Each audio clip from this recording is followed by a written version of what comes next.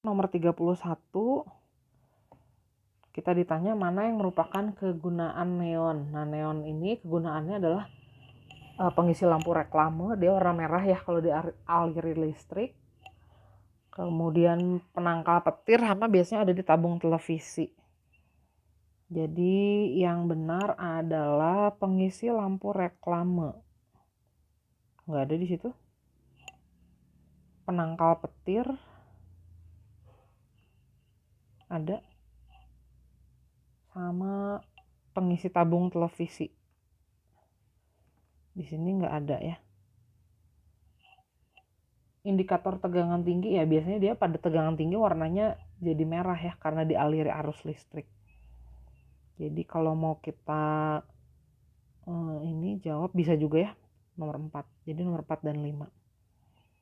Nomor 32, gas mulia yang digunakan sebagai standar panjang. Nah, standar panjang itu adalah standar ini spektrumnya krypton. Spektrumnya tajam, jadi dia bisa digunakan sebagai standar panjang. Yang paling mudah bereaksi dengan gas mulia ini biasanya adalah unsur yang energi ionisasinya rendah banget atau keelektronegatifannya tinggi. Nah, natrium ini energi ionisasinya lumayan rendah. Biasanya sih bisa natrium sama fluor ya. Fluor juga karena keelektronegatifannya tinggi. Tapi kebetulan di situ fluornya F2. Nah, jadi saya lebih pilih Na aja. Kalau F aja mungkin bisa ya. Harusnya sih jawabannya bisa 2 ini. Nomor 34, kita ditanya bilangan oksidasi Xe dalam XeO F4. F bilangan oksidasinya -1, O -2. Jadi kalau begitu Xe-nya +6 ya. Nomor 35, dalam tabel periodik unsur, gas mulia termasuk blok P. Gas mulia itu letaknya ada di golongan 8A. Di sebelah sini. Nah, keseluruhan ini adalah blok P. Berikutnya reaksi kalium dengan air. Nah, kalium ini golongan 1A. Kalau bereaksi dengan air biasanya akan menghasilkan basa kuat. Akan menghasilkan basa dan gas hidrogen. Persamaan lengkapnya begini.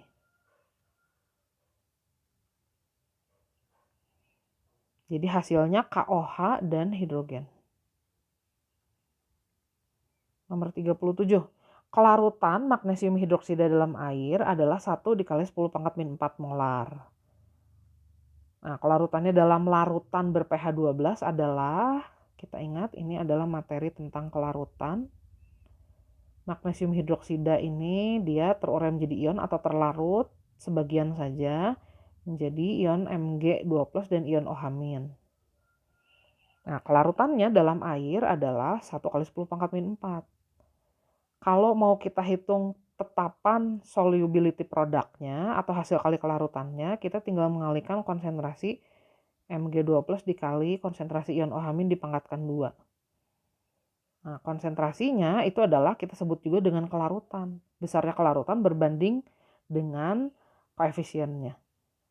Jadi KSP MgOH 2 kali itu adalah konsentrasi Mg di situ kelarutan dikali 2S kuadrat atau 4S pangkat 3. Nah, S-nya adalah 1 kali 10⁻⁴. Jadi KSP-nya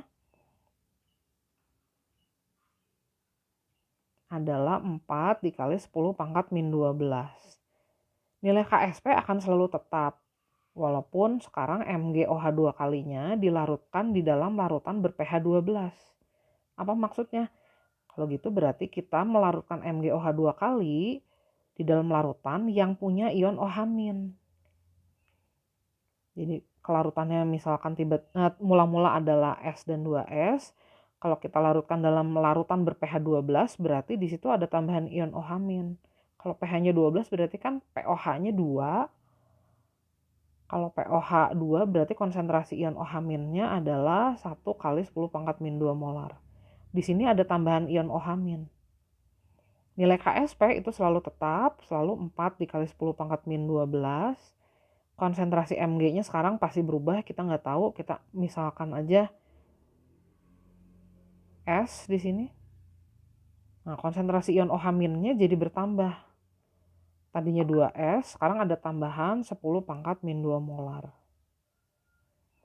Nanti biasanya perhitungannya 2S diabaikan.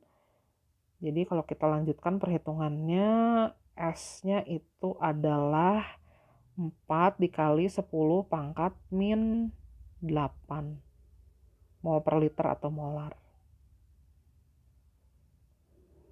Itu jawabannya. Di sini nggak ada ya jawaban. Harusnya 4 dikali 10 pangkat min 8. Nomor 38. Pernyataan yang benar mengenai logam alkali tanah. Ini golongan 2A. Terdapat di alam dalam keadaan bebas? Enggak. Biasanya dia berikatan dengan unsur lain. Nomor atomnya genap. Kalau kita lihat sih logam alkali tanah kan ada Mg, ada Ca, kemudian ada strontium, kemudian ada barium dan radium ya. Kelihatan sih semuanya nomor atomnya genap ya. Jadi betul juga itu. Titik leburnya lebih tinggi dibandingkan logam lain. Harusnya sih relatif lebih rendah ya karena ikatannya lemah kalau logam.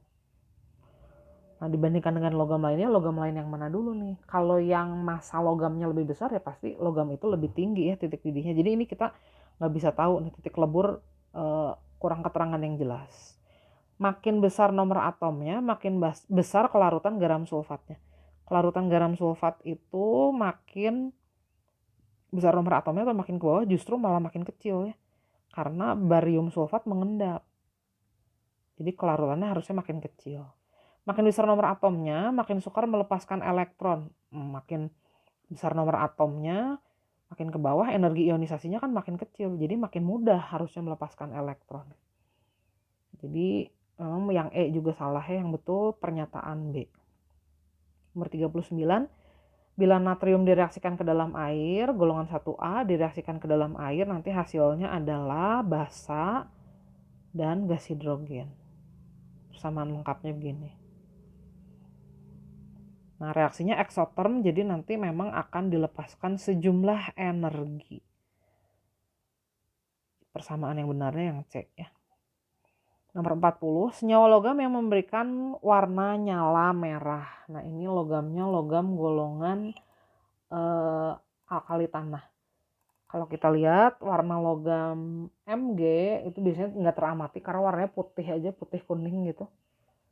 Warnanya kalsium itu orange, strontium itu warnanya merah, barium warnanya hijau. Nah, Mg sama Be biasanya tidak teridentifikasi warnanya karena putih aja.